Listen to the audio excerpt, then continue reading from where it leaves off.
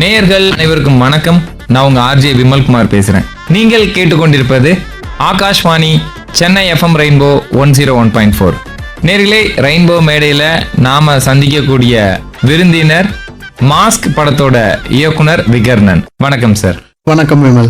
அதுக்கு முன்னாடி Vimal, first of all இதுக்கு முன்னாடி ஆர்ஜேஸ் நிறைய பேர் மீட் பண்ணியிருக்கேன், நிறைய எஃப்எம்ல போயிட்டு பேட்டிலாம் கொடுத்துருக்கோம். பட் ஆல் இண்டியா ரேடியோவோட அந்த பில்டிங்குள்ள வந்துட்டு நீங்க எனக்கு சுத்தி காமிச்சிட்டு இந்த இடத்துல என்னன்னா வரலாற்று நிகழ்வு எவ்வளவு நடந்திருக்கு, இந்த இடத்துக்கு வராத தலைவர்களே கிடையாது, இந்த இடத்துக்கு வராத கலைஞர்களே கிடையாது அப்படின்னு நீங்க ஒரு இடத்த காட்டும்போது இது எவ்வளோ பெரிய ஒரு இடத்துல இருக்கும், இது எவ்வளோ ஒரு பியூட்டிஃபுல்லான ஒரு interview. Of all the interviews this is very very close and very personal because it is very very emotional and ஒரு லெஜெண்டரியான ஒரு இடத்துல நம்ம இருந்திருக்கோம். இங்க இருந்தா எல்லாமே உலகத்துக்கு தெரிஞ்சிருக்கோம். So thank you for calling me here. இது வந்து ஐ எம் ஆனர்ட். தேங்க்யூ. கலைஞர்களை எப்போதுமே அகில இந்திய வானொலி அங்கீகரிச்சுக்கிட்டே இருக்கும். மாஸ்க் படம், இந்த படத்துக்குள்ள உங்க சொந்த வாழ்க்கையோட அனுபவம் எவ்வளவு இருக்கு? ஸோ இதில் வந்து கடைசியில் வந்து டுவர்ட்ஸ் த எண்ட் ஒரு ரியல் எஸ்டேட் ஸ்கேம் ஒன்று இருக்கு இல்லையா, அதில் நானும் ஒரு விக்டம் தான். அதை வந்து நம்மளுக்குள்ள ஒரு சமுதாய கோவம் இருக்குல்ல, நம்ம சினிமாவில் தானே இப்படி எடுக்க முடியும், வாழ்க்கையில் தோத்தாலும் சினிமா மூலியமா ஜெயிக்கலாம்ல, அதான் காரணம். வழக்கமான ஹீரோயிசம் கதையமைப்பு அப்படிங்கிற ஒரு விஷயம் இருக்கும். அதுல இருந்து விலகி எல்லா மனுஷனுக்குள்ள இருக்கிற கடவுள் பாதி மிருகம் பாதிங்கிறதுல ஒரு விஷயத்த நீங்க இங்க ஸ்டார்டிங்லேயே ஓபன் பண்ணிருப்பீங்க. இந்த கதைக்கான நாயகனோட கேரக்டர் ஆர்க் இருக்குல்ல, அதை பத்தி சொல்லுங்க. இந்த கதைக்கான நாயகன்னு நீங்க யாரை சொல்றீங்க ஃபர்ஸ்ட்? அதுதான் முக்கியமான கேள்வி இல்லையா? இந்த கதைக்கான நாயகன் வந்து ஒண்ணுமே பண்ண முடியாம என் கழுத்தை நெரிச்சு எனக்கு மூச்சு முட்டும் போதுதான் எனக்கு கோவம் வந்து ஏஞ்சி நிக்கிறான் இல்லையா, அவன் நாயகனா? இல்ல நம்ம வேலுன்னு ஒரு கேரக்டர், நம்ம கவின் பிரதரோட கேரக்டர், இவங்களெல்லாம் தேடி போய் அங்க போய் நின்றுட்டு ஒரு கெட்டவனா இருந்து குற்ற உணர்ச்சி வருதுல்ல, அது அவனை மனுஷன் ஆக்குது. அவனை நல்லவன் ஆக்காது, ஆனா மனுஷன் ஆக்குதுல்ல, அவன் நாயகனா அப்படின்னு பார்த்தா எனக்கு வந்து வேலுன்ற அவன் தான் நாயகனா தெரியுறான். ஏன்னா இவன் ஏற்கனவே நல்லவன், அவன் சண்டை போட்டு அவனை வேற வழியே இல்லை. ஆனா இவன் வந்து கெட்டவனா இருந்து மனம் மாறுறதுன்னு இருக்கு இல்லையா. ஸோ என்னுடைய கதாநாயகன் வேலு தான். சினிமால பிசினஸ் உள்ள ஆக்டர், மார்க்கெட் இவருக்கு இருக்குது. அப்படிங்கும்போது நாம அவரோட ஃபேன் பேஸ் இதெல்லாம் மைண்ட்ல வச்சுட்டு சில விஷயங்கள் ரெஸ்ட்ரிக்டா ஆகலாம். ஆனா இவர் நானும் ஒரு மோகன் அப்படிங்கிற ஒரு மொமெண்ட் உடைக்கிற ஒரு இடம் இருக்குல்ல, அது ரெகுலர் டெம்ப்ளேட்ல இருந்து உடைச்சிட்டு வர்ற ஒரு விஷயம் இருக்குல்ல, அதை பத்தி கேட்கிறேன். அகைன் நம்ம வந்து வேலுன்ற வந்து ஒரு பிரைவேட் டிடெக்டிவா இருக்கான் இல்லையா. பொதுவாக நம்ம வாழ்க்கையில் நிறைய பேர் மீட்லாம் பண்ணியிருக்க மாட்டோம். பேசிக்கலாக வந்து பார்த்தீங்கன்னா பொண்ணு கல்யாணம் வந்தால் மாப்பிள்ளையை பற்றி விசாரிப்பாங்க, பையனுக்கு சைடில் பொண்ணை விசாரிப்பாங்க, இந்த இன்சூரன்ஸு மெடிக்கல் இன்சூரன்ஸ்லாம் கரெக்டாக கிளைம் பண்ணுறாங்களான்னு பேங்க்லேருந்து விசாரிப்பாங்க. ஸோ இது எல்லாமே இருக்கு இல்லையா, இவ்வளோ தான் இவங்க வேலையாக இருக்கும். ஆனால் சாதாரணமாக நம்ம வாழ்கிற வாழ்க்கை நம்ம யாருமே அவனை பார்க்க மாட்டோம். ஆனால் அவன் சாதாரண ஒரு ஆளாக தான் இருக்கான். அப்படின்னும் போது அவன் என்ன பண்ணுவான், அவன் இந்த மாதிரிலாம் தான் பண்ணுவான். அதுவும் அவன் நல்லவன் வேற கிடையாது. எங்கெல்லாம் தப்பு நடக்குதோ அந்த இடத்துல போயிட்டு அவங்கள முன்னாடி உட்கார வச்சு, நீ இதெல்லாம் தப்பு பண்ணியிருக்க, இந்த தப்பெல்லாம் உலகத்துக்கு தெரிஞ்சதுன்னா அசிங்கமாயிடும், எனக்கு இந்த அமௌண்ட்டை கொடுத்துரு, நான் உன்னோட சீக்ரெட் பேங்க் மாதிரி அவன் ட்ரீட் பண்ணிக்கிறான் இல்லையா. அவன் நானும் மோகன் தான் பண்ணுவான், வேற என்ன பண்ணுவான், அவன் வேற என்ன பண்ண முடியும், அவனால ஜாலியாக தான் இருப்பான் அவன். ஓகே, ஆண்ட்ரியா கவின் இவங்க பேசிக்கொள்ற காட்சி, அந்த பூமி கதாபாத்திரம் வேலுவிட்ட பேசுற இடம், சில இடங்கள்ல நம்ம பெருமாள் பிச்சைக்கும் சாமிக்கும் பயங்கரமான ஒரு ஃப்ரெண்ட்ஷிப் இருக்கு அண்டர் கிரவுண்ட்ல. ஏன்னா கோவப்படும் போது காது செவக்குங்கிற மாதிரி பூமியோட ரைட் ஹேண்டு லெஃப்ட் ஹேண்டு ரெண்டு பேருமே அவனை உரசதுக்கு ரெடியா இருக்கிறாங்க. ஆனா இல்லடா, அவன் இந்த வேலையை பார்க்கட்டும், ஆமா ஆமா, இந்த டாஸ்கை அந்த மாஸ்கை முடிக்கட்டும்ங்கிற ஒரு இது இருக்குல்ல, அது எல்லாமே குட் புக்ஸ்ல இருக்கிறாங்க அப்படிங்கிற ஒரு இது வருது. ஒரு கட்டத்துல பிரேக் ஆகுது, நான் இன்னும் பக்கம் பேசினா உனக்கு எவ்வளவு ஜாலியா இருக்கும், அந்த மாதிரி மொமெண்ட் எல்லாமே என்னவாக போகுது அப்படின்னு இருக்குது. இவங்க ரெண்டு பேரும் பேசிக்கொள்ற காட்சிக்கு எழுதும் போதே நீங்க ஒரு விஷுவல் செட் பண்ணிருப்பீங்கல்ல, ஆமா, அது எப்படி இருந்தது? அது எனக்கு எழுதும் போதே ரொம்ப பிடிச்சிருந்தது. ஒரு எலியும் புனையும் அந்த கேம் இருக்கு இல்லையா, அந்த கேமுக்குள்ள அவங்க ரெண்டு பேரும் இருக்காங்கன்றது எனக்கு ரொம்ப பிடிச்சிருக்கு. ஸோ அவங்களுடைய கோபம் பார்த்தீங்கன்னா, பூமியோட கோபத்துக்குள்ள ஒரு நியாயம் இருக்கு. நான் கெட்டவ தான், ஆனா நான் பண்ண வேலையிலே என்னுடைய பெரிய உழைப்பு இருக்குல்ல, எந்த உழைப்ப நீ திருடினாலும், எந்த உழைப்பு மேல நீ போய் கை வச்சாலும் கோபம் வருமா வராது. அந்த உழைப்புல போய் அவன் கை வச்சிட்டானா அந்த கோபம் தான் பூமிக்கு. ஸோ அதனால அந்த கேட் அண்ட் மவுஸ் எனக்கு வந்து ரொம்ப ஒர்க் ஆச்சு. அது எழுதும் போதும் ஆனால் வந்து எதுவுமே சீரியஸாக சொல்லக்கூடாது, ஒரு ஃபன்னியா ஒரு குவர்க்கியா சொல்லணும் அப்படின்றது தான் அந்த சீன்ஸ்லாம் அதனால தான் நல்லா வந்து. நிச்சயமா அந்த லுக் செட் பண்றதை பத்தி சொல்லுங்க சார். இப்போ இந்த மாதிரியான காட்சி எடுக்க போறோம், நீங்க வந்து வட சென்னையில சந்திராவா நீங்க பண்ணிட்டீங்க. இதுக்கு முன்னாடி நிறைய படங்கள் வேற வேற கேரக்டர் பண்ணிருப்பீங்க. எனக்கு இந்த படத்துக்கு வந்து இதுதான் டிமாண்ட், இதுதான் ஐபால் இவ்வளவுதான் ஓபன் ஆக போகுது. உங்களோட இந்த ஒட்டுமொத்த 2.5 மணி நேரத்திலேயே உங்களோட மூவ்மெண்ட்ங்கிறது இப்படிதான் இருக்கும், சிட்டிங்கிறது இப்படிதான் இருக்கும். சிலர் வந்து ரெஃபரன்ஸ் இதை எடுத்துக்கோங்க அப்படிங்கலாம், இல்ல நீங்க இந்த கேரக்டரை ஃபீல் பண்ணிட்டு வாங்க அப்படிங்கலாம். அந்த மாதிரி அந்த பூமி கதாபாத்திரத்துக்கு நீங்க கொடுத்த விஷயங்கள் இன்புட் என்ன? இல்ல மேம்க்கு வந்து நான் எந்த இன்புட்டும் கொடுக்கல. அந்த கேரக்டர் எப்படிப்பட்ட கேரக்டர்னு சொல்லிட்டேன். அவங்களுக்கு வந்து பணத்து மேல ஆசை கிடையாது, பதவி மேல ஆசை கிடையாது, புகழ் மேல ஆசை கிடையாது. அப்போ இதுல இருந்து வெளில வந்து தள்ளி நிக்கிற இந்த ஆசாபாசங்களுக்கெல்லாம் வெளியில வந்து தள்ளி நிக்கிற ஒரு பர்சன் எந்த ஆசாபாசமும் இல்லைன்னா அந்த ஹியூமன் பீயிங் எவ்வளவு டேஞ்சரஸ் ஆவாங்க. எந்த விதத்திலயும் என்ன நீ நோக்கடிக்கவே முடியாது, எந்த விதத்திலயும் என்ன நீ உடைக்கவே முடியாது. அப்ப அவங்க எப்படி இருப்பாங்க? அவங்க ரியாக்ட் பண்ண மாட்டாங்க. அவங்களை கொன்னா கூட நீ ஜெயிக்க முடியாது. அவங்களுடைய மரணம் உன்னுடைய வெற்றி கிடையாது. ஆனா அவங்க எப்படி பிஹேவ் பண்ணுவாங்க? அவங்களுடைய வார்த்தைகள் கம்மியாகும், அவங்க பேசும்போது அது பஞ்ச் லைனா மாறும். அவங்க வாழ்க்கையை எந்த அளவுக்கு புரிஞ்சு வச்சுக்கிட்டா அவங்க இருட்டை தான் சூஸ் பண்ணியிருக்காங்க, எந்த அளவுக்கு அவங்க வந்து இருப்பாங்க அப்படின்றது எனக்கு ஒரு ஆசை. அவங்களோட கோபம் ஒரு இடத்துல இருக்கு, நீ வந்து இதுதான் ரூல்ஸ் அப்படின்னு ஒரு கேம்குள்ள நீ வந்த, ஆனா அதுல வந்து என் ஆளை நீ வந்து காயப்படுத்திட்ட. அந்த கோபம் பத்தி சொல்லுங்க. அவங்க வந்து என்னதான் இந்த இருட்டு வாழ்க்கையை தேர்ந்தெடுத்தாலும் அவங்களுக்குள்ள ஒரு நியாயம் இருக்கு இல்லையா? அந்த பொண்ணுங்களை பாதுகாக்கிற இடத்துல அவங்க இருக்காங்க. அந்த பொண்ணுங்களுக்கு ஒன்று நடந்ததுன்னா அவங்க என்ன ரியாக்ட் பண்ணுவாங்க? அது அவங்களுக்கே நடந்த மாதிரி தான் ரியாக்ட் பண்ணுவாங்க. ஓகே, வேலு கதாபாத்திரம் கவின், அவர் வந்து ஹோட்டல்ல ரதிட்ட நம்பர் மாத்துற ஒரு இடமா இருக்கலாம், இல்ல என்ன வந்து பார்த்து ஒரு முடிவு எடுக்கிறதுக்கோ இல்ல ஒரு தீர்வுக்கோ நீங்க என்ன வந்து பார்க்கல, நான் இங்க வரும்போது தானே சொல்றீங்கன்ட்டு. அந்த ஒவ்வொரு இடத்துலயும் வேரியேஷன் அப்படிங்கிற ஒரு விஷயம் இருக்கும்ல கதாபாத்திரத்துக்கான. அந்த மாதிரி வேரியேஷனுக்கு சீனு, ஆக்டரோட இன்புட்டு, டைரக்டர் அவங்களுக்கு ஃபீல் பண்ணது, அந்த இன்வால்வ்மெண்ட் இதெல்லாம் எப்படி இருக்கும்? நான் அகெயின் பிரதர் கிட்ட சொன்னது என்னோட இன்புட் தான். இவன் கெட்டவன், இவன் வந்து சின்ன வயசுல ஒருத்தன் கூட போய் சேரக்கூடாதுன்னு வாங்க தெரியுமா வீட்டில். அவன் தான் இவன். அவன் வந்து என்னெல்லாம் பண்ணுவான், அவன் ஜாலியாக தான் இருப்பான். அவனுக்கு ஒரு சித்தாந்தம் இருக்கும். அவன் அந்த சித்தாந்தத்தில் முதல் 5 பாயிண்ட் என்னன்னா ஜாலியாக தான் இருக்கணும். சீரியஸாக 10 நிமிஷத்துக்கு மேலே ஒரு விஷயத்தில் சீரியஸாக இருக்க மாட்டான். நம்ம சத்யராஜ் சார், மணிவண்ணன் சார், கவுண்டமணி சாரையும் சேர்த்து போட்டு மிக்சியில் அடிச்சு ஒரு கேரக்டர் அதான் எனக்கு வேணும்னு அது ஒரு ஜாலியாக எடுத்துக்கிட்டாரு. இவ்வளோதான் நான் சொன்னேன், மீது எல்லாமே அவர் தான் பண்ணார். அந்த நம்பர் அனுப்பும்போது சரிஞ்சிட்டாருன்னு நீங்கள் ஒரு விஷயம் சொன்னீங்களே, அதெல்லாம் அவரே பண்ணார். அதே மாதிரி அந்த டிபார்ட்மெண்ட் ஸ்டோரில் மணி காஸ்டியூம் ஓகேடா, அது பொண்ணு மல்லிகையில் என்னடா பண்றீங்க அப்படின்ற விஷயம்லாம் இருக்கு இல்லையா, அதெல்லாம் அவர் கொண்டு வந்தது. He is very good with one liners, one line dialogue சூப்பரா இருக்கும் அவரோட சஜஷன்லாம். ஏன்னா டாடா பட பாபு கணேஷ் அவர்களை நேர்காணல் பண்ணும்போது உங்களால வளரணும், உங்களை விட வளர்ந்துடக்கூடாது அந்த லைன் கேட்டப்ப அது அவர் சொன்னது. ஆமா ஆமா, அவருக்குள்ள அந்த ஒரு அந்த கதைக்குள்ள இருக்க அவருடைய கருத்து இருக்கு இல்லையா, அந்த கேரக்டர் மூலயமா இந்த உலகத்துக்கு ஒரு கருத்து சொல்ல முடியும்னா அந்த கருத்துனா நான் என்ன நினைக்கிறேன்னா அந்த கருத்து கிடையாது, கேரக்டரோடைய ஒப்பீனியன். அதை சூப்பரா அவர் புரிஞ்சுப்பாரு. அந்த மீட்டர் கரெக்டா பிடிச்சிருவாரு, அந்த காமெடி ஹியூமரை கரெக்டா பிடிச்சிருவாரு, அந்த டெட் பேன் ட்ரை ஹியூமர்னு வாங்க இல்லையா, அதை கரெக்டா பிடிச்சிருவாரு.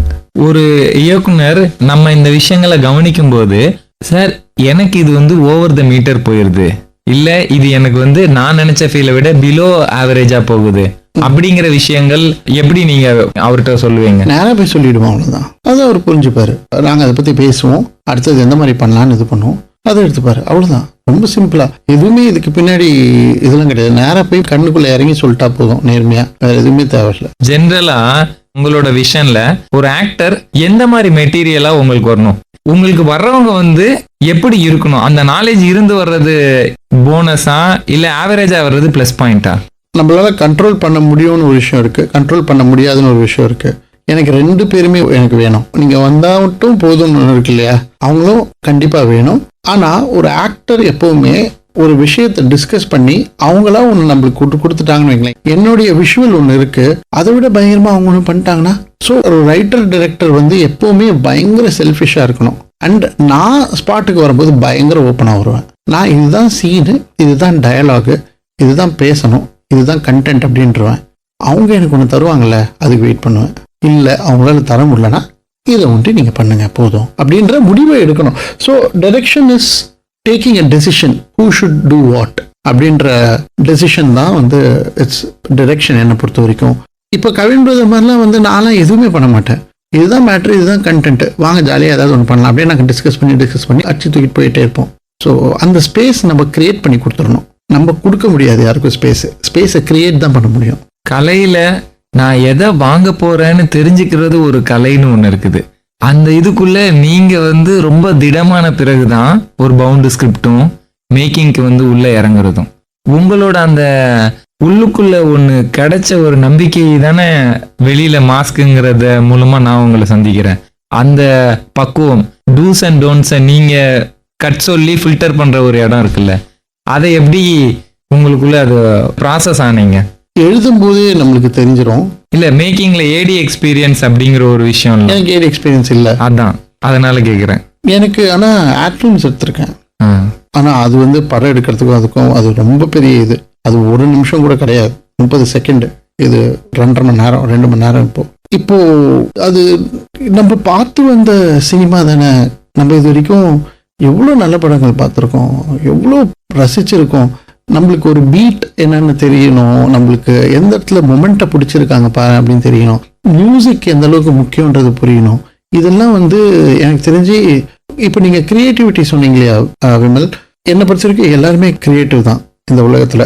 இட்ஸ் லைக் நல்ல பாட்டுன்னு தேர்ந்தெடுக்கிறதே ஒரு பெரிய கிரியேட்டிவிட்டி தான். நல்ல கிரியேஷனை சூஸ் பண்ணுறவனும் ஒரு கிரியேட்டர் தான். ஸோ நம்ம எழுதும் போதே ஐயோ நம்ம எப்படியாவது டைரக்டர் ஆகிடணும், இது பண்ணணும் அப்படின்ட்டு உட்காந்து எழுதும் போதே நம்ம அந்த பீட்ஸ் பார்ப்போம், நம்ம யோசிப்போம் இந்த இடம் ஒர்க் ஆகணும். எனக்கு பயங்கரமாக ஒர்க் ஆகும் போது அது நம்ம அடுத்தது வந்து இம்மீடியட்டாக வந்து பசங்கிட்ட சொல்கிறது தான். அங்கேயும் ஒர்க் ஆகுதா ஒரு ஃபில்டர், அதுக்கப்புறம் ஒரு ஃபில்டர். ஆனால் ஒரே ஒரு விஷயம் நான் என்ன பண்ணேன், நம்ம ஈகோவே இல்லாமல் ஓப்பனாக ஒரு விஷயத்த வந்து நம்ம வந்து எழுதணும்னா பண்ணணும்னா, ஐ மீன் யார்கிட்ட டிஸ்கஸ் பண்ணும்போது இருந்தோம்னா நம்ம கண்டிப்பாக வளர முடியும்னு நான் கற்றுக்கிட்டேன். ஸோ மீது எல்லாமே வந்து பை ப்ராடக்ட் தான். காஸ்டிங் கல்ச்சர், ஏன்னா ஆடியோ லான்ச்ல பேசின அத்தனை பேரும் ஒவ்வொரு தனித்துவமான விஷயங்களை சொல்லியிருப்பாங்க. ஆமா, அதுல குறிப்பா சுப்பிரமணியம் சிவா சார் ஒவ்வொருத்தரும் இருக்கட்டும், நான் இவங்களோட நடிப்போட தனித்துவம் நான் கேட்டிருந்தேன். கல்லூரி வினோத், சுப்பிரமணியம் சிவா, ஆடுகளம் நரேன், ரெடின் கிங்ஸ்லி, பவன், ரமேஷ் திலக், ருஹானி, இவங்களோட ஆக்டிங் இருக்குல்ல, ஒவ்வொருத்தருக்கும் ஒரு தனித்துவம் இருக்குது. அந்த தனித்துவம் வந்து அந்த சினிமா என்பது கூட்டு முயற்சி, அதுதான் வெற்றி அப்படிங்கிற ஒரு விஷயத்த வந்து காட்டுது இல்ல. இவங்களோட தனித்துவமா ஆக்டிங்ல நீங்க எக்ஸ்பீரியன்ஸ் பண்ணது? ஃபர்ஸ்ட் ஆஃப் ஆல் அவங்க எல்லாருக்கும் என்னுடைய மிகப்பெரிய நன்றி. வெங்கட் செங்குட்டுவன், ஆமா, அவர் வந்து இஸ் அ பிரில்லியன்ட் ஆக்டர். இப்போ நான் என்னன்னா என் நண்பன் இப்போ வினோத், ரமேஷ் திலக்லாம் வந்து என்னுடைய நண்பர்கள். ரமேஷ் திலக்கோட பெரிய ஃபேன் நான், டார்லிங், ஹீஸ் அ டார்லிங், பெரிய ஃபேனு. கல்லூரி Vinod is super actor. Ramesh Tilak brother வந்து என்னோட எல்லா படத்துலையும் இருக்கணும்னு ஆசைப்படுறேன். இதுக்கப்புறம் வாய்ப்புகள் கிடைத்தால் கண்டிப்பாக அவர் இருக்கணும்னு ஆசைப்படுறேன். இப்போ வந்து அடுத்தது வந்து நான் ஆடுகளும் நிறைய நான் வந்து I'm blessed, is very busy and ஃப்ரீயாக வந்து பண்ணி கொடுத்தாரு. ஏன்னா நம்ம சாருக்கு ரொம்ப நெருங்கிய நண்பர். கேட்டேன் சார் கொஞ்சம் வந்து பண்ணால் நல்லா இருக்கும் அப்படின்னு கேட்டேன், அது வந்து பண்ணி கொடுத்தாரு. அப்புறம் Ruhani, the world will know Ruhani very soon, how amazing an actress she is அப்படின்றது the world will know very very very soon. முக்கியமாக அந்த நானும் மோகன் தான் ஒர்க்காக இருக்கு. ஸோ அவங்களுக்கு நிறைய தமிழ் படங்கள் பண்ணால் நான் ரொம்ப ரொம்ப ரொம்ப சந்தோஷப்படுவேன். நீங்கள் பவன் அண்ணா வந்து என்னுடைய நண்பர். இப்போ ஆரம்பிக்கும் போது நான் அண்ணன் தான் சொல்லுவேன், ஆனால் ஐயோ வேற லெவல் ப்ரோ. பவன் அண்ணா சான்ஸே இல்லை. He will do anything, he believes in the idea. எந்த எக்ஸ்டென்ட்டுக்கு வேணா போய் நம்மளுக்காக அவர் இறங்கி பண்ணுவார். இந்த ஆன் செட்டில் அதெல்லாம் கிடையாது, ஜாலியாக இருப்பார். அவர் பக்கத்தில் வந்து உட்காந்துப்பாரு, இன்புட்ஸ் கொடுப்பாரு. இன்புட்ஸ் கொடுக்கறது எல்லாமே கரெக்டாக இருக்கும். ஸோ நான் ரொம்ப கொடுத்து வச்சிருக்கணும், ரொம்ப பிளெஸ்ட் நான். சுப்பிரமணியம் சிவானை வந்து என்னை தம்பி ஆக்கிட்டாரு. எனக்கு வந்து இப்போ எனக்கு ஒரு இண்டஸ்ட்ரியில எனக்கு வந்து ஒரு அண்ணன். அந்த அளவுக்கு பயங்கர அக்கறை என் மேலே, பயங்கர பாசம் என் மேலே. அப்படியே என்னடா எல்லாம் கரெக்டாக போயிட்டு இருக்கா, ஏதாவது வேணுமா, எதாவது பண்ணணுமா, எதாவது சொல்லணுமா, அண்ணன் எதாவது பண்ணணுமா. நம்ம எடுத்து அவங்க வாழ்க்கைக்குள்ள சில பேரை வச்சுப்பாங்க இல்லையா, அதில் அவர் அங்கே இருக்காரு. திருடா திருடி பயங்கரமான ஹிட்டு. அப்புறம் பொறி, அடுத்தடுத்து சமுத்திரகனி சார் வச்சு வெள்ளை யானை. ஓகே, இந்த கிரியேட்டரோட ஒரு டைம்க்கு அப்புறம் ஆக்டர் ஆயிடுறாங்கல்ல, அதை எப்படி பாக்குறீங்க நீங்க? சார் அந்த மாதிரி ஒரு பயங்கரமான ஒண்ணு பண்ணுங்க சார் திரும்ப அப்படிங்கிற மாதிரி. அந்த ஆசையும் நமக்கு இருக்கு. ஆக்டர் ஆகலாம், யார் வேணா ஆக்டர் ஆகலாங்க, யார் வேணா ஆக்டர் ஆகலாம். அந்த சொல்ல வேண்டிய விஷயத்த கடத்தி கொண்டு போய் நம்ம கிட்ட சேர்த்துட்டாங்கன்னா சக்சஸ்ஃபுல்லா அவங்க ஆக்டர் தான். ஸோ அப்சல்யூட்லி ஐ வாண்ட் அண்ணா to make direct films, I want அண்ணா to act in films too. வியாபாரத்தில் இருப்பாங்க. ரெடின் கிங்ஸ்லி செல்லம் அவரு அகெயின் எனக்கு கவின் பிரதர் மூலியமா தான் தெரியும். ரெடின் கிங்ஸ்லி, ரெடின்னா வந்து இது வரைக்கும் இந்த மாதிரி பண்ணல. இந்த ஹோல்ட் பண்ணி கரெக்டா பேசி எக்ஸ்ட்ராவா அந்த எப்பவுமே அவர் பண்ணுவார் இல்லையா எல்லா படத்துலயும், அதெல்லாம் இல்லாம இதுல பாத்தீங்கன்னா ஒரு மீட்டர் இருக்கும். கரெக்டா டயலாகோட ரியாக்ஷன் இருக்கும், பெருசா இருக்காது, கரெக்டா அதோட பேசுவாரு. அது வந்து சூப்பரா பண்ணிட்டாரு. ஆமா, ஜாலியா ஷூட் பண்ணுவோம் நாங்க நினைக்கலாம். இப்போ நீங்க ரமேஷ் திலக் சாரையோ கல்லூரி வினோத் அவர்களையோ எல்லாரையுமே குறிப்பிடும்போது என்னோட நெக்ஸ்ட் அவங்க இருக்கணுங்கிறது என்னோட விஷ் அப்படின்னு சொல்றீங்கல்ல, அதுக்கு ஒரு ரீசன் இருக்கும்ல. ஐ மீன் தொழில் முறையா அவங்க எவ்வளவு தேர்ந்தவர்கள் அப்படிங்கிறது இருக்கும்ல. ஒரு காட்சியை பார்த்து என்ன நம்ம எழுதுனது அவங்க ஒண்ணு பண்றது சூப்பரா இருக்கே, அது அந்த பர்ஃபெக்டா மேட்ச் ஆகுறதுன்னு ஒண்ணு இருக்கும்ல, அது இவங்க கிட்ட எப்படி இருந்துச்சு? இப்ப ரமேஷ் திலக், கல்லூரி வினோத் டார்லிங்கோ ரமேஷ் டார்லிங்கோ வந்து பாத்தீங்கன்னா, ஏன் நான் இதுக்கப்புறமும் பண்ண போற படத்துல அவங்க இருக்கணும்னு ஆசைப்படுறேன்னா, ரொம்ப செல்ஃபிஷ் ரீசனு. அவங்க வந்து ஃபர்ஸ்ட் ஆஃப் ஆல் எனக்கு கூட இன்வால்வ் ஆகி பயங்கரமா ஒர்க் பண்ணுவாங்க. அதுவும் கல்லூரி வினோத் டயலாக் எல்லாம் சூப்பரா இருக்கும், ஹியூமர் வந்துகிட்டே இருக்கும், கொட்டும் டயலாக். நான் அதை எடுத்துப்பேன். ஓகேவா, ஒரு கிரியேட்டரா I'm ready, I'm very open for all this. Ramesh திலக்லாம் வந்து ஆன் ஸ்கிரீன் பிரசன்ஸ் எப்படி இருக்கும், எவ்வளோ சூப்பர் ஆக்டர் உங்களுக்கே தெரியும். ஸோ இவங்க கிட்டலாம் நான் வந்து எக்ஸ்பிளைன்லாம் பண்ண தவிர ஐடியாவை கொடுத்துட்டு பேப்பரை கொடுத்துட்டு நான் வந்து மானிட்டர் முன்னாடி போய் உட்காந்துட்டா போதும், இதெல்லாம் தானே நடந்துடும். சூப்பர். டைரக்டர் நெல்சன் சார் அவர் எப்படி உள்ள வந்தார்? அது வந்து எனக்கு ஆசை. நான் வந்து சார் கிட்ட சொன்னேன், சார் இதை நரேட் பண்ணா நல்லா இருக்கும் அப்படின்னு. என்னுடைய பெஸ்ட் ஃப்ரெண்ட் வந்து நெல்சன் நாக்கு co director Sivabalan, bloody burger director. So Kavin பிரதருக்கு அண்ணன் மாதிரி, சாருக்கு ஒரு நல்ல நண்பர். ஆடியன்ஸ் சொன்ன விஷயம் அதுதான். ஃபர்ஸ்ட் ஆஃப் ஃபுல்லா அவர் பேர் ஒட்டி தேங்க்ஸ் கார்டில் போடணும், அவ்வளோ கடமைப்பட்டிருக்கேன் நான். அண்ட் ஆல்சோ அவருக்கு பிடிச்சிருக்கு, அவருக்கும் பிடிச்சிருந்தது. அதுவே எனக்கு ரொம்ப பெரிய விஷயம். எம்.ஆர். ராதா சாரோட இமேஜ் அப்படிங்கிறது ரொம்ப பெரிய ஒரு தனித்துவமானது. அந்த தனித்துவத்தை வந்து கிளர்ச்சி, புரட்சி, பொழுதுபோக்கு, சமூக கருத்து, இது எல்லாத்தையும் தாண்டி அது ஒரு பெஞ்ச் மார்க் மாதிரி ஒன்று இருக்குது. எம்.ஆர். ராதா சாரோட ஃபேஸ் மாஸ்க்ல வர்றதுக்கான காரணம் நீங்க ஒரு விஷயம் இருந்திருக்கும்ல, அது என்ன? நீங்க சொன்ன கிளர்ச்சி, புரட்சி, கலை, இது எல்லாமே வந்து அவருக்கு வந்து ஒரு கோபத்திலிருந்து வருது அப்படின்னு நான் நினைச்சுக்கிறேன். ஓகேவா, அந்த கோபத்தை அவர் வந்து ஒரு ஏக்கம் இருக்கு இல்லையா, அதனால்தான் அவர் வந்து எல்லாரையும் கலாய்ப்பார்ல பயங்கரமா. அதுக்கு பின்னாடி ஏன்டா இப்படி இருக்கீங்கன்ற ஒரு கோபம் தானே, ஒரு ஏக்கம். நல்லா இருந்துட மாட்டோமா, புரிஞ்சுக்க மாட்டீங்கன்னா நீங்க எவ்வளோ நாள் தான் இப்படியே நீங்க வந்து என்னது எடுப்பார் கைப்பில்லைன்னுவாங்களே, அப்படியே நீங்க சுத்திக்கிட்டு போய் உலகத்தையே ஒரு பொம்மலாட்டம் தானா. நீங்க யோசிக்க போறீங்க, ஏன் கேள்வியை கேளுங்க. ஒரு விஷயம் புரியலையா, ஏன் கேளுங்க. இது எல்லாம் அவருக்கு ஆசை தானே. அந்த ஆசை தான் அவருடைய கலையின் வெளிப்பாடுன்ற நான். நம்ம மனிதனாக பிறந்த ஒவ்வொருவனும் அள்ளி அள்ளி பருக வேண்டிய அப்படின்றதுக்கு இல்லையா, அது வந்து எங்கேருந்து வரும்? அது ஒரு உயிர்ல இருந்து வர வார்த்தை இல்ல, நாக்குல இருந்து வரல. ஸோ நடிகை வேல் அப்படின்ற ஒரு சாதாரண விஷயம். அது அவருடைய கோபம், அது எனக்கு ரொம்ப பிடிக்கும். அவருடைய ஏக்கமும் எனக்கு ரொம்ப பிடிக்கும். ஸோ அதுதான். வாத்தியாராக வெற்றிமாறன் சார், எஸ் நீங்க குறிப்பா அந்த வார்த்தையை கேட்டிருக்கிறீங்க, மென்டாரோட வாத்தியார். எனக்கு வாத்தியார் தான் வேணும்னு கேட்டேன். சும்மா இருறா கம்முனு அவ்வளோ சொல்லி அவர் மென்டார்னு போட்டுக்கிற சார் அப்படின்னு.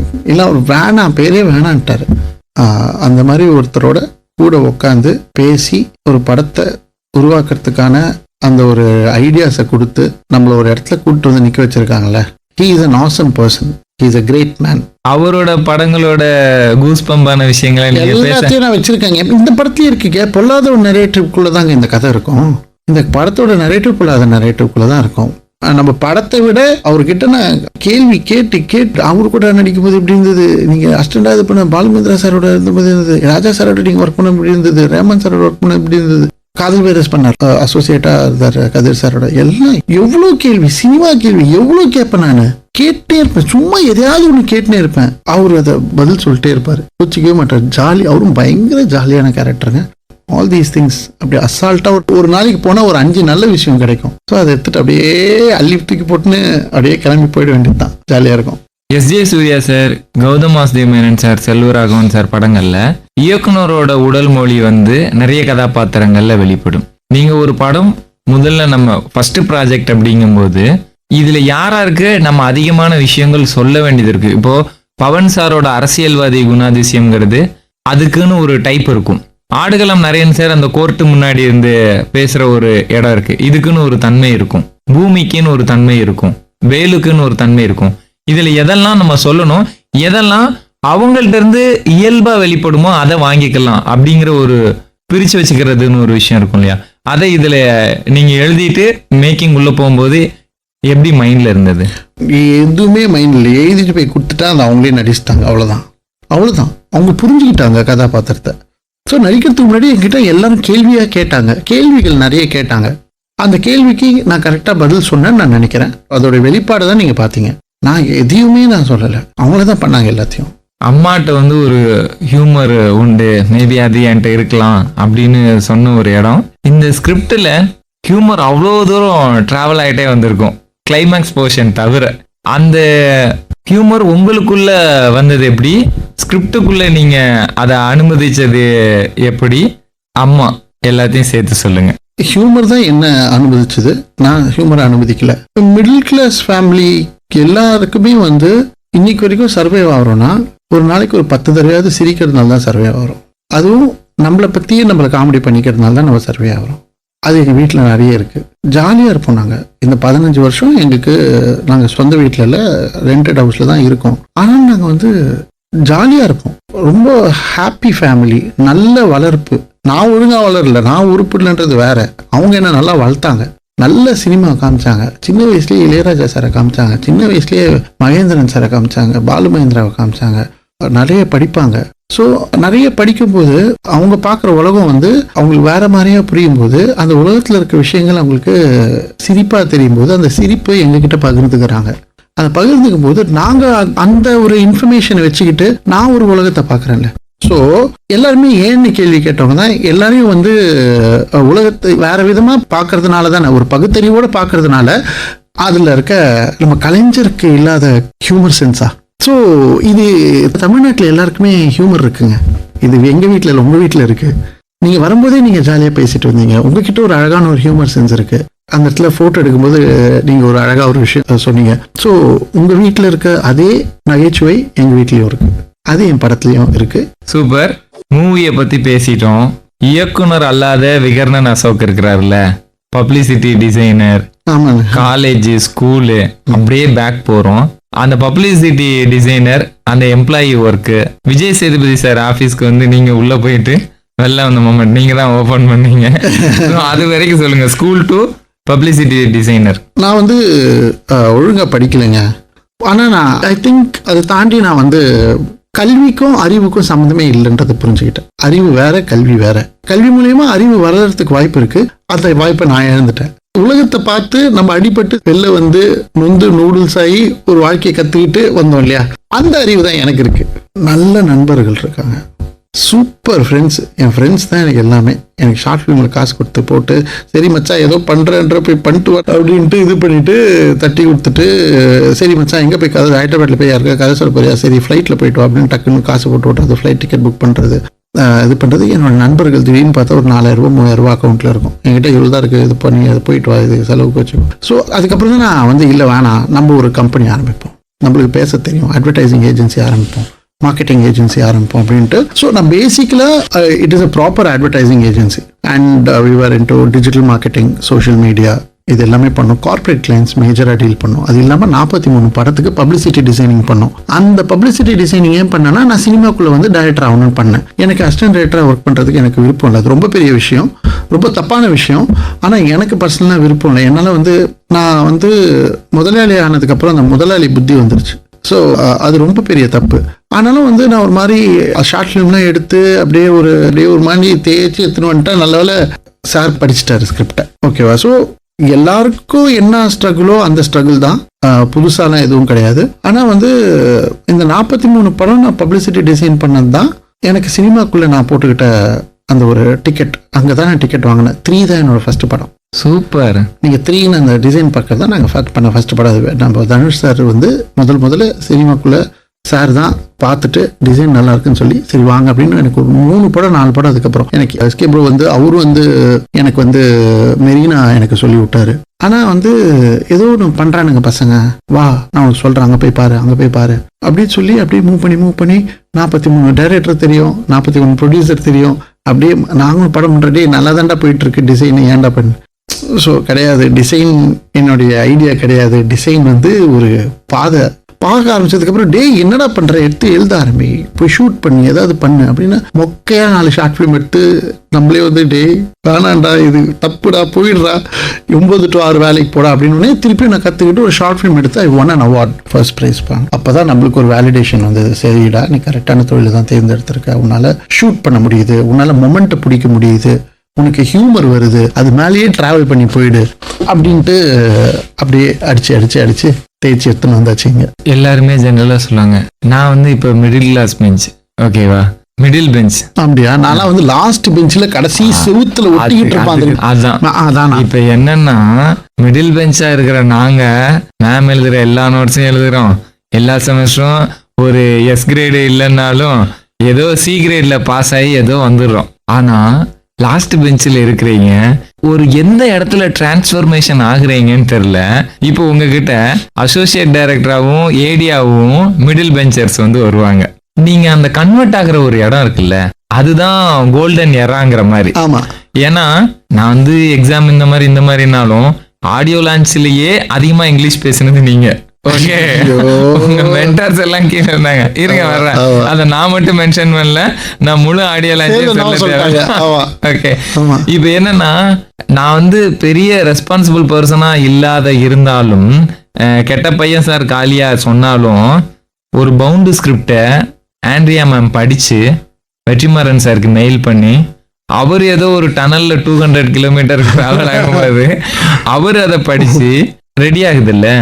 நீங்க இதுக்குள்ள ஒரு பிரெயின்குள்ள ஒரு ஸ்டாமா ஒரு சைக்ளோனோ ஒன்று நடந்து ஒரு வல்கானோ எரப்ஷன் இருக்குல்ல, அதை பத்தி சொல்லுங்க. நான் டைரக்டர் ஆயிட்டேன்ட்டு தான் நான் வந்து பப்ளிசிட்டி டிசைனர் ஆனேன். உங்க மனசுக்கு? ஆமா, என் மனசுக்குள்ள நான் டைரக்டர் ஆயிட்டேன்.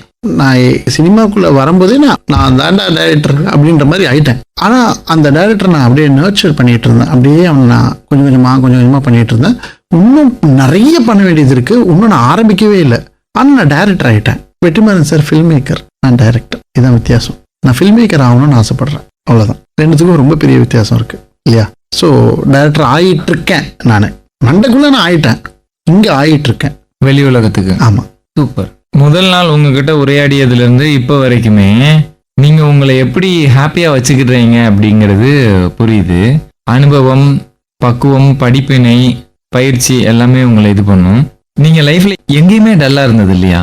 ஒருவேளை இருந்தா அதை எப்படி ஓவர் கம் பண்ணீங்க? வேலு மாதிரி தான். 10 நிமிஷத்துக்கு மேல நான் வந்து சீரியஸா இருக்க மாட்டேன், ஜாலி ஆயிடுவேன். என்கிட்ட கண்ட்ரோல்ல இருக்க சில விஷயங்கள் இருக்கு, கண்ட்ரோல் பண்ண முடியாத விஷயங்கள் இருக்கு. கண்ட்ரோல் என்ன பண்ண முடியாதுன்றதை நான் முதல்ல கத்துக்கினேன். அதை நான் ஒண்ணுமே பண்ண முடியாது, அவள்தான். Chockalingam sir Murugan photo, good morning. ஆமா, அந்த சொல்லுங்க.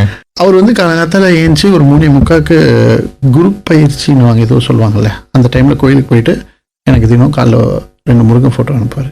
ஸோ முருகனை விட அவர் எனக்கு அனுப்பணுன்ற அந்த எண்ணம் வந்து பெரிய கடவுளா பார்க்குறேன், அவ்வளோதான். சூப்பர். நீங்க வந்து நன்றி சொல்ல விரும்புறவங்களுக்கு இப்ப நன்றி சொல்லிடலாம். ஏன்னா நம்ம பேசியிருக்கோம், பேசாம சிலரை விட்டுருப்போம். ஃபேமிலியிலயா இருக்கலாம், ஃப்ரெண்ட்ஸா இருக்கலாம், ப்ரொடக்ஷன் வைஸா இருக்கலாம். ஒரு பேரா சொன்னா அவ்வளோ பேர் இருக்காங்க. நான் ஒண்டி இந்த படம் எடுக்கல, அவங்களால மட்டும்தான் இந்த படம் எடுத்தேன். சூப்பர். சீக்கிரமா அடுத்த படம் எழுதி முடிங்க, அதை ரிலீஸ் பண்ணுங்க. இதே மாதிரி ஒரு நேர்காணல்ல இதே சந்தோஷத்தோட சந்திப்போம். கண்டிப்பா விமல். நன்றி, வணக்கம். நன்றி, வணக்கம்.